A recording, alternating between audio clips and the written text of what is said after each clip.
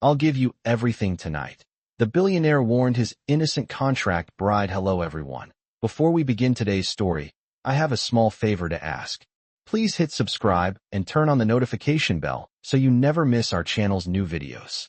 It's quick, free, and the best way to support us in bringing you more dramatic stories. Your support means the world to us. Where are you watching from? Drop your city or country in the comments below. Thank you very much. Now, let us return to the main character. Alexander Reed had built his fortune by never hesitating. Yet tonight, hesitation sat heavy in his chest as he stood at the edge of the master suite, the city lights of Manhattan stretching for miles beyond the glass. He was 38, a self-made billionaire whose name moved markets and silenced boardrooms. But none of that prepared him for the quiet presence of the woman behind him. Emily Carter stood near the door, her hands folded, her posture careful as if she were afraid to take up too much space in a room larger than her entire apartment back home. The suite smelled faintly of fresh linen and rain from the open window, and the silence between them felt louder than any press conference Alexander had ever faced. This was supposed to be simple. A contract, a solution, a marriage on paper that would protect his company, satisfy investors, and end the relentless scrutiny of his private life. Emily had signed because she had no other choice, and he had offered terms generous enough to solve every problem she had brought to the table. Money, security, a clean slate. He had believed that would be enough for both of them. He turned to her slowly, his expression controlled, his voice even, and said the words he had practiced in his mind long before tonight. He told her he could give her everything, comfort, stability, a future without fear, but that she should never confuse the contract they shared with love. The warning was firm, not cruel, but it landed heavily in the air between them. Emily nodded, though her fingers tightened for a brief second before she forced them still. She had grown up learning how to listen without interrupting, how to accept conditions she did not set, and how to survive by staying quiet. She told herself, this was no different, just a larger room, a larger promise, and a man whose world operated on rules she did not fully understand. Alexander watched her closely, noting the way she met his eyes without challenge, not submissive, just steady, and something about that unsettled him. Most people looked at him with expectation or calculation. Emily looked at him as if she were memorizing the moment, not the man.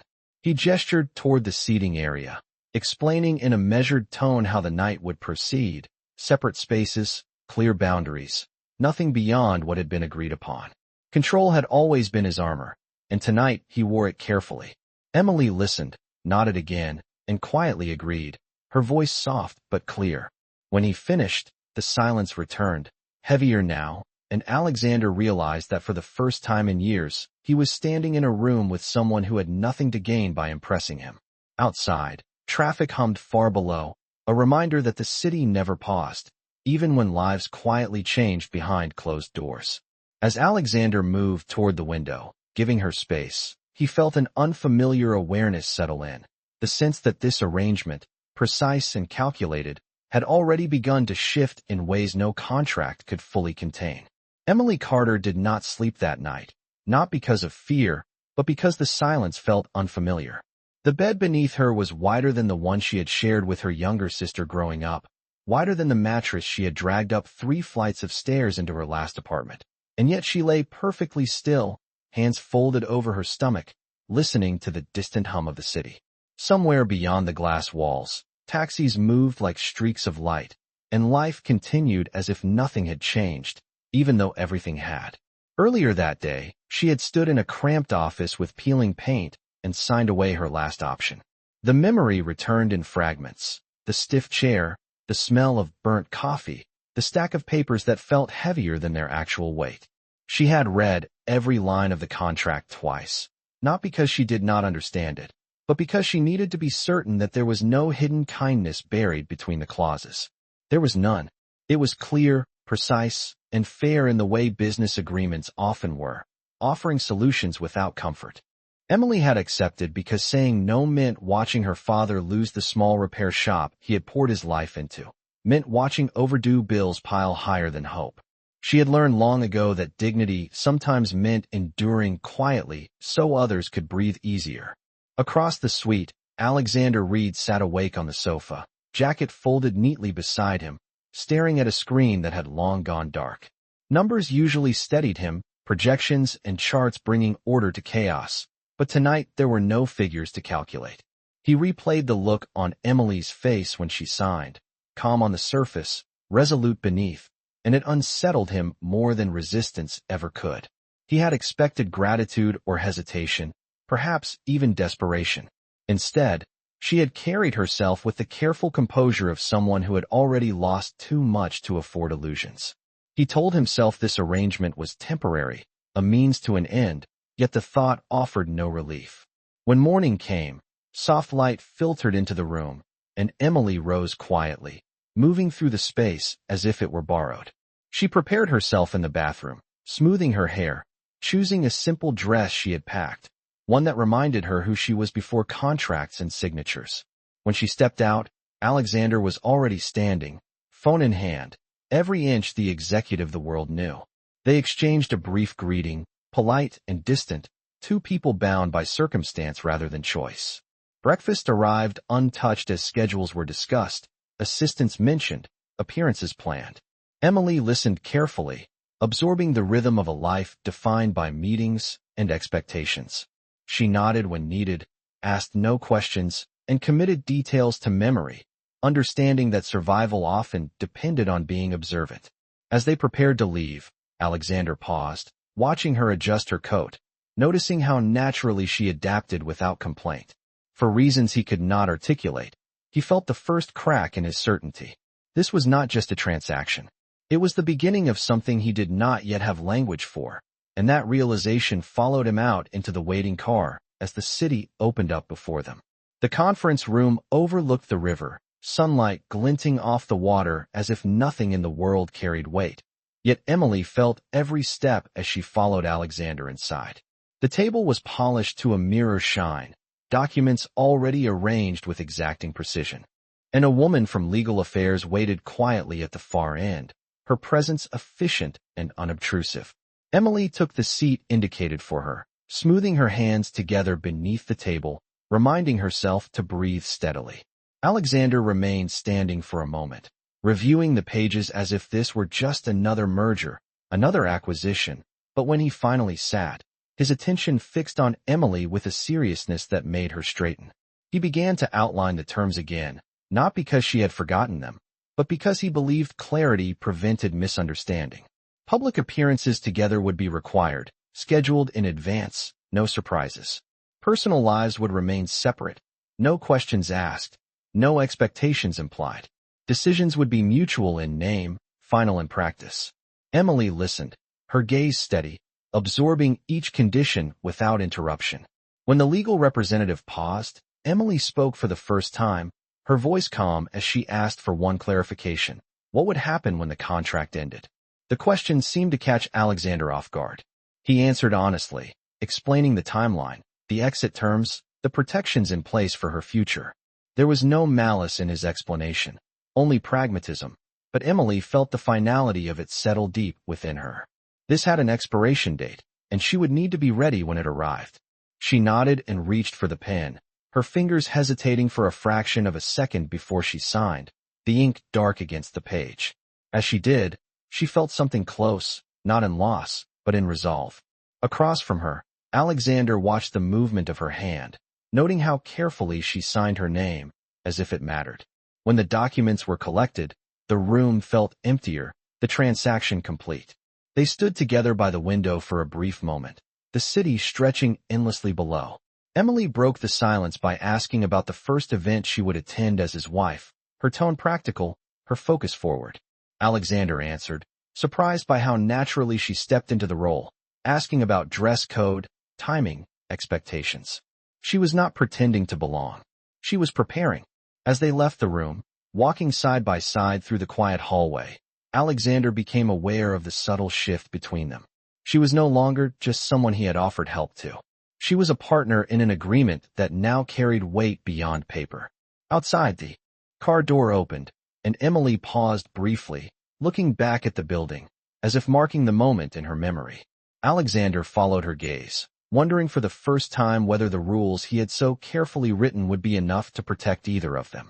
The door closed, and as the car pulled into traffic, the contract rested in a briefcase, complete and binding, while something unspoken began to move quietly between two people who had agreed not to feel. That evening, the penthouse settled into a quieter rhythm, the kind that arrived only after assistants had left and phones stopped vibrating with demands. Emily moved carefully through the space, placing her small overnight bag beside the dresser, her movements deliberate, respectful of boundaries that had been clearly drawn. She changed into a simple sleep set she had brought from home, cotton and modest, grounding herself in familiarity before stepping back into the bedroom. The city glowed beyond the windows, a living constellation that felt distant and unreal, and for a moment, she wondered how many lives were unfolding below without contracts or clauses shaping their choices. Alexander stood near the doorway, loosening his tie, his reflection fractured across the glass. He spoke briefly, explaining where he would sleep, his tone measured, almost formal, as if conducting business rather than sharing a home. Emily listened, nodded, and thanked him, her voice soft but steady. There was relief in the clarity, in knowing exactly what was expected and what was not. As he gathered a pillow and blanket and moved toward the sofa in the adjoining room, Emily felt a strange mixture of gratitude and uncertainty. She had prepared herself for discomfort, for awkwardness, even for fear, yet the restraint unsettled her more than intrusion would have. When the lights dimmed, the apartment seemed to exhale, and Emily sat on the edge of the bed for a moment, hands resting on her knees, taking in the stillness. She lay down slowly, staring at the ceiling, counting the seconds between distant sirens and the hum of traffic far below. Sleep came in fragments, interrupted by thoughts of her father, the shop, the weight lifted from his shoulders by her decision. Across the suite, Alexander remained awake, staring at the ceiling above the sofa, the unfamiliar cushion beneath his head reminding him that control did not always bring comfort. He replayed the day. In his mind, the way Emily had listened without flinching, the quiet resolve she carried like armor. He had expected distance to make things easier, yet the separation only sharpened his awareness of her presence.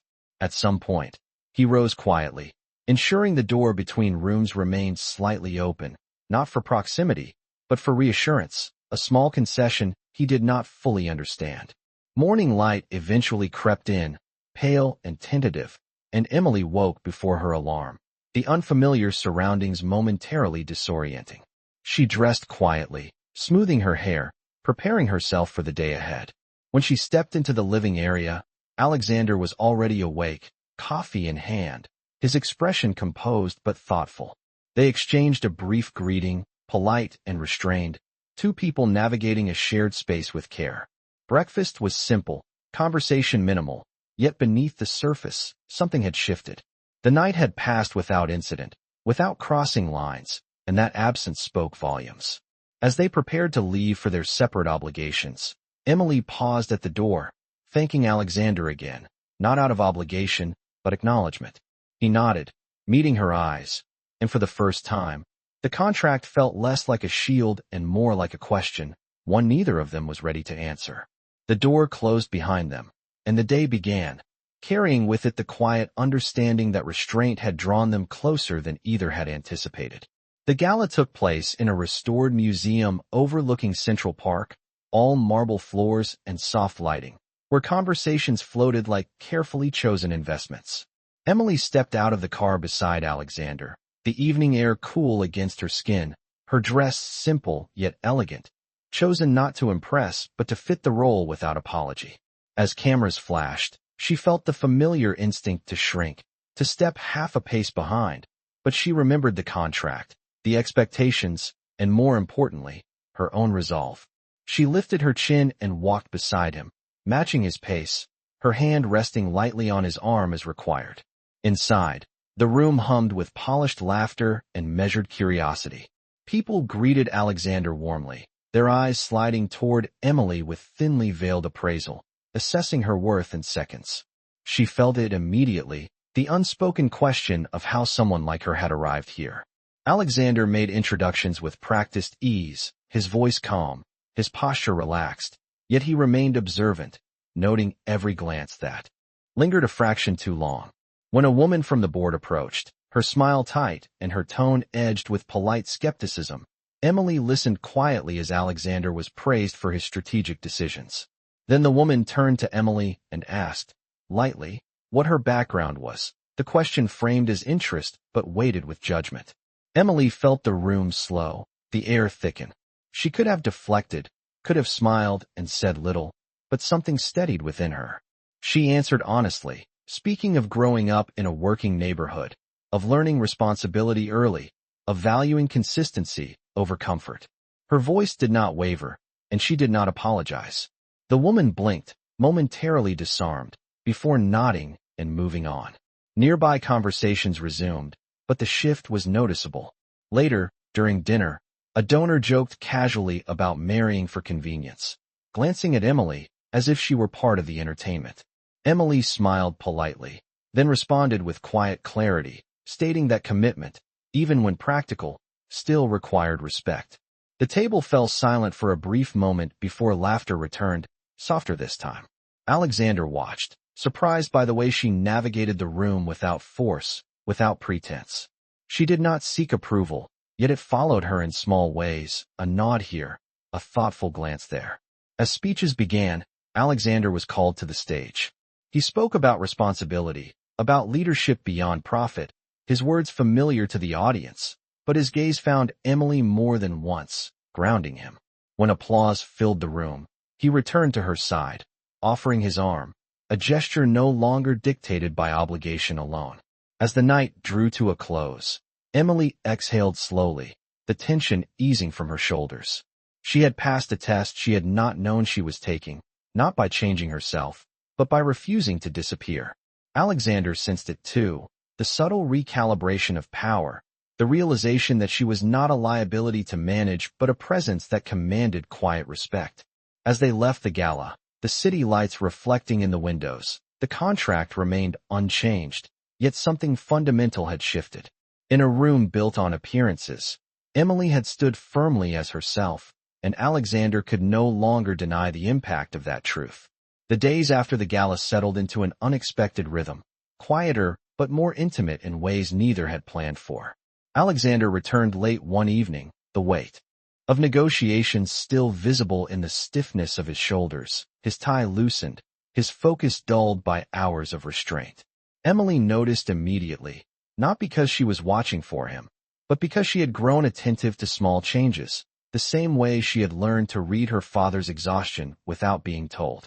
She asked nothing when he entered, simply offered a glass of water and stepped aside, giving him space without withdrawing entirely.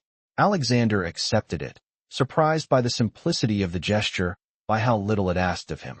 He sat at the kitchen counter, rubbing his temples, and for the first time since their agreement began, allowed the silence to stretch without filling it with rules. Emily moved quietly, preparing a light meal, the sounds of plates and utensils grounding the space. She did not speak until he did, and when he finally exhaled and admitted the day had been difficult, the words sounded foreign to his own ears. She listened, nodding occasionally, not offering solutions, not reframing the problem, just present in a way he was unaccustomed to. There was no contract clause for this, no obligation that required her patience, and that realization unsettled him more than the fatigue. Later, when he stood to leave the room, his balance faltered for a brief moment, the long day catching up with him. Emily reacted instinctively, steadying him with a light touch on his arm, careful, respectful, withdrawing as soon as he regained his footing. The contact was fleeting, almost nothing, yet it lingered in the air between them, charged not with desire, but with concern. Alexander thanked her quietly, his voice lower than usual, and retreated to the living area, where he sat awake longer than he intended, replaying the moment. Emily returned to her room, her heart steady but thoughtful, aware that lines had not been crossed, yet something had shifted all the same. Over the following weeks, these moments multiplied in small ways. Coffee left warming on the counter when he returned early. A jacket placed nearby when she noticed the temperature drop. Brief conversations that wandered beyond schedules into memories, careful and unguarded. Alexander found himself sharing fragments of his past, the pressure of expectations, the loneliness that came with constant authority, stopping short each time as if surprised by his own openness. Emily never pushed, never pried, receiving each admission with quiet acceptance. One night, as rain tapped softly against the windows, Alexander watched her read at the dining table, her brow furrowed in concentration, and felt an unfamiliar pull, not toward possession, but toward understanding. He realized then that the distance he had insisted upon was no longer protecting him. It was isolating him from something genuine that was forming without demand or negotiation. Emily sensed the shift as well, though she did not name it. She only knew that the man she lived beside was becoming less guarded, more human, and that her presence, unintended as it was, had become part of his quiet refuge. The contract still existed, unaltered and binding, yet each shared moment softened its edges, transforming obligation into something that felt increasingly like choice, even as neither dared to acknowledge it aloud. The shift came quietly at first, disguised as routine emails and calendar updates, until one morning Alexander returned home earlier than expected, his expression set in a way Emily had not seen before. He moved through the penthouse with purpose, phone pressed to his ear, voice low and controlled as he spoke with legal counsel. Emily watched from the kitchen, sensing the change in the air, the way tension seemed to cling to him. When the call ended, he did not immediately speak. He set the phone down, loosened his tie, and stared out at the city as if measuring the cost of every decision he had made. Finally, he told her the truth. A rival firm had raised concerns about his personal life, questioning the authenticity of his marriage and implying that the arrangement violated the image he had presented to investors. The word arrangement hung between them, heavier than before. Emily felt her chest tighten, not from fear for herself, but from the realization that her presence had become a liability in a world that measured worth by perception. Alexander explained that the board wanted assurances, public proof, something definitive that would silence speculation.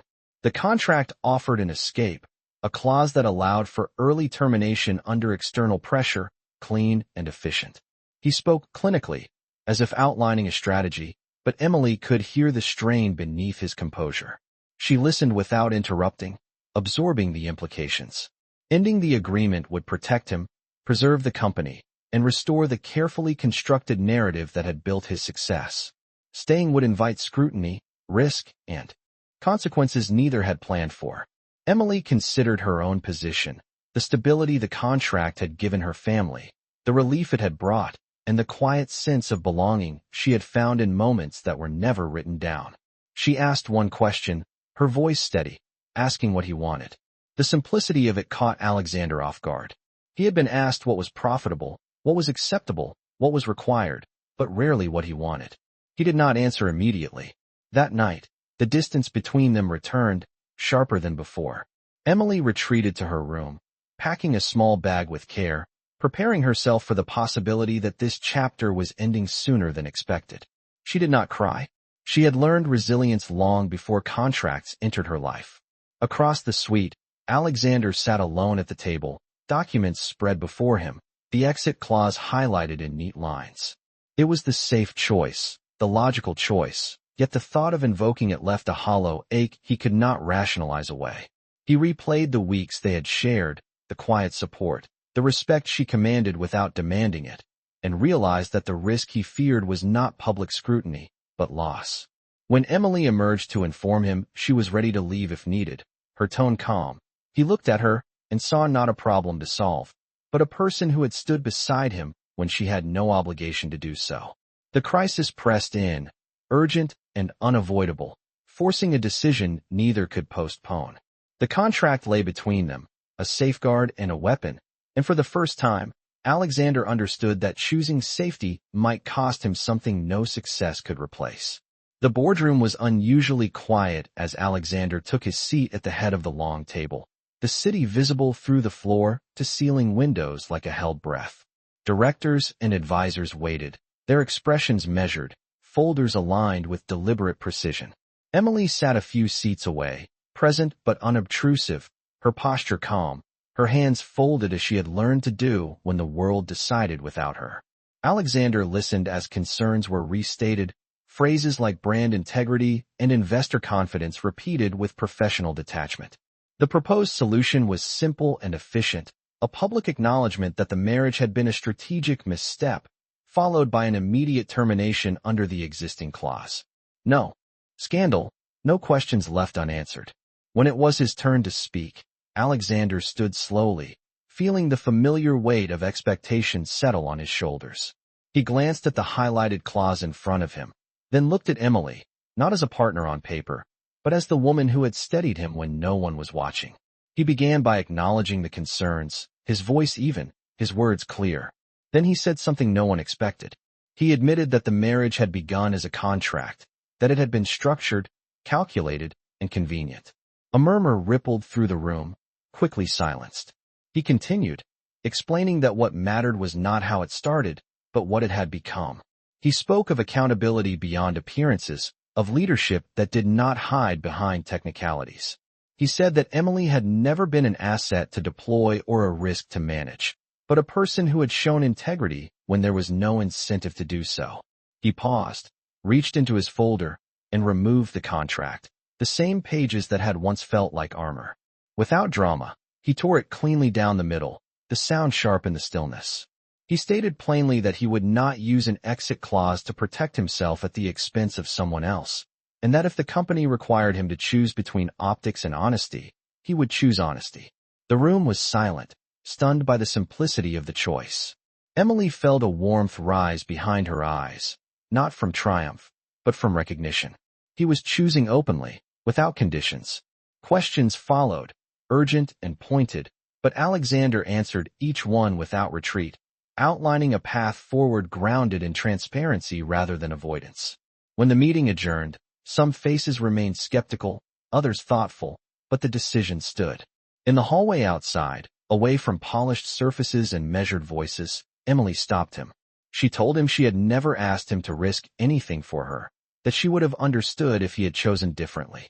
Alexander listened, then replied quietly that this was not about risk, but about truth, and that he no longer wanted to live behind agreements that kept him distant from what mattered. He asked her then, not as a billionaire or a strategist, but as a man, if she would stay, not because of security or obligation, but because she chose to. Emily met his gaze, feeling the weight of the question, the freedom within it, and for the first time since signing her name on that page, she smiled without restraint. She told him she would stay, not as a clause or a solution, but as herself. The city outside continued its motion, unaware that inside those walls, a contract had ended, and something far more uncertain, and far more real, had begun. The weeks that followed unfolded with a gentler certainty, the kind that did not announce itself, but revealed its strength through consistency. The penthouse no longer felt like a negotiated space, but a shared one, shaped by small choices made together rather than rules enforced apart. Emily settled into a rhythm that felt honest, mornings filled with light and quiet conversation, evenings marked by unhurried dinners and the simple comfort of presence. Alexander adjusted too, canceling meetings that once felt untouchable, choosing to walk with her through the park on crisp afternoons, discovering that leadership did not diminish when he allowed space for connection. One evening, as the city softened into twilight, Alexander led Emily to the terrace, where the skyline stretched wide and familiar. He did not bring flowers or grand gestures, only a small box held carefully in his hand. He spoke without rehearsed language, telling her that he had spent years believing control was safety, that agreements were protection, until she showed him that trust could exist without leverage. He told her that the night he tore the contract was the first time he felt aligned with himself in a long while.